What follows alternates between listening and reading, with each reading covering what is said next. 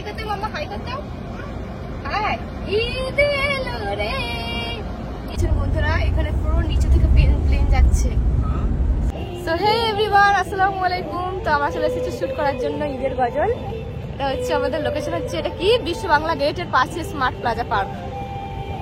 আর এই ঈদের গজলটি আপনাদের কেমন লেগেছে তা অবশ্যই কমেন্টে জানাবেন। আজকে আমাদের কো অ্যাক্ট্রেস হচ্ছে জেনিফার। জেনিফার তুমি শুট করতে এসছো? জেনিফার তুমি শুট করতে এসছো? জেনিফার কি নেবে না তুমি? তুমি শুট